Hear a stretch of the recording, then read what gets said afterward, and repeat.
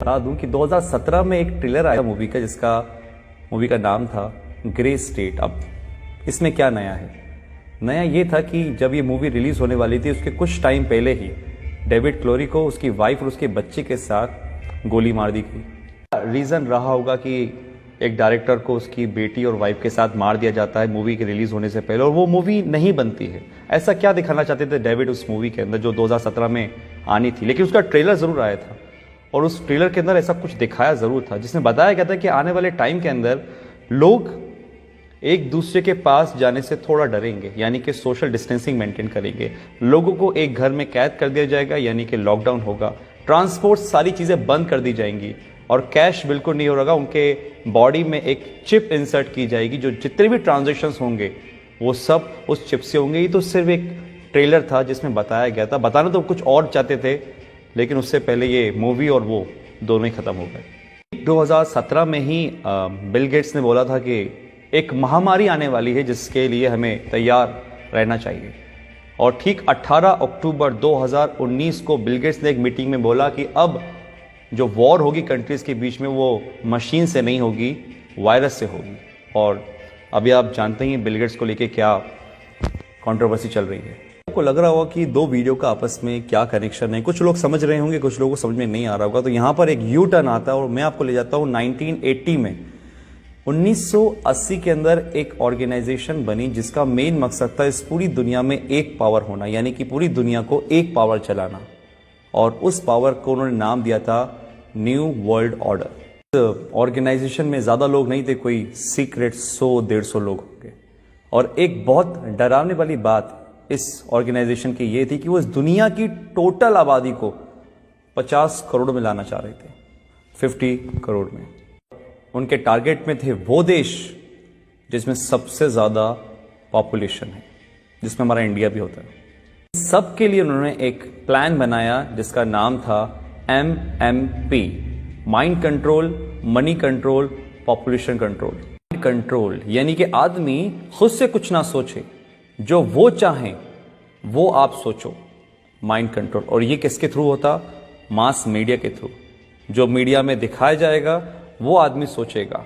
और एक culture of fair, यानी कि एक डर का माहौल बनाना, क्योंकि डर एक ऐसी चीज है जो अगर दिमाग में बिठा दी जाए किसी की तो इतनी आसानी से निकलती नहीं है। और वो ऐसा हुआ है। आज बहुत से लोगों का माइंड कंट्रोल करती है मीडिया, जो वो बोलती है वो आप मानते हो। और कल्चर ऑफ फेयर, डर का माहौल, ये तो आपने देख ही रहा है जो आजकल चल रहा है। कंट्रोल यानी कि आदमी जितना हो सकता है लेस कैश, कैशलेस, या जितना हो सकता है टोटली डिजिटल। और वो आपके सामने ही है। आज हमारी डिजिटल करेंसी किस तरीके से बढ़ रही है आपको पता ही है।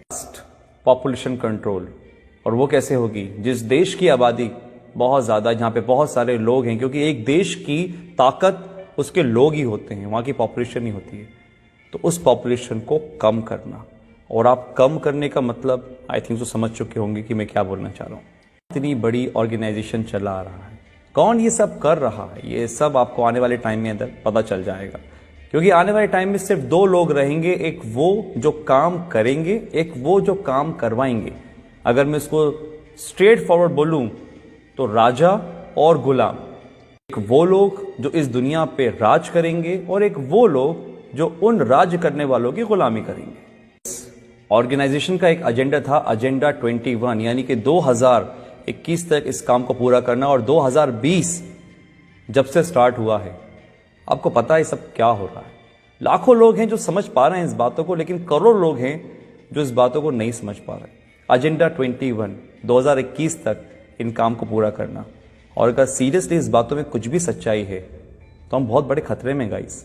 ये वायरस आया जो कि हमारा है नहीं, किसी और देश से आया है। हम आपस में ही लड़ रहे हैं, कोई धर्म के नाम पे तो किसी काम के नाम पे। और जो इस एजेंडा का सबसे बड़ा फंडा था कि लोगों को आपस में लड़वा दो, आज हमारे घर में हम छोटी छोटी सी बातों पर विवाद कर लेते हैं। आज अगर हम घर से बाहर निकलते हैं तो हमारे घर वाले इस चीज के लिए प्रोटेस्ट करते हैं कि भैया घर से बाहर नहीं निकलो, बाहर जाओगे तो मर जाओगे। ये दिमाग में हमारे किसने भरा? कौन कंट्रोल कर रहा है हमारे दिमाग को? आप खुद समझदार हैं।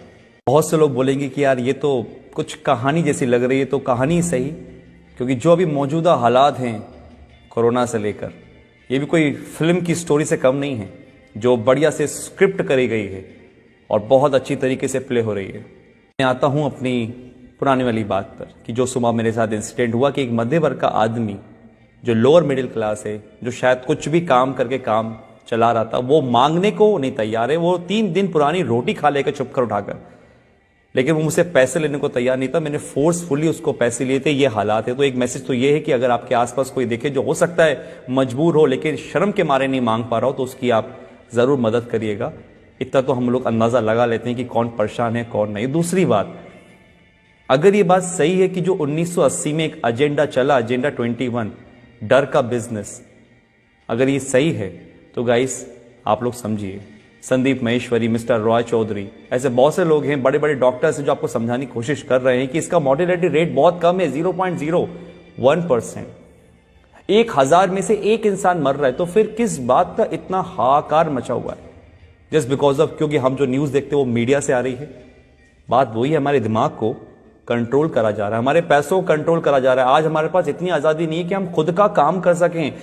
किसी के कहने पे हम दुकान खोलते हैं, किसी के कहने पे हम दुकान नहीं खोलते। ये हक हमसे छीन लिया गया है, पैसा कमाने का हमसे छीन लिया गया है। हम खुद से आज कुछ नहीं कर सकते। ये कहीं वो एजेंडा 21 तो नहीं? अगर है तो आज डर छोड़िए, अपनी इम्यूनिटी पे काम करिए, दिमाग लगाइए, लॉजिक समझिए।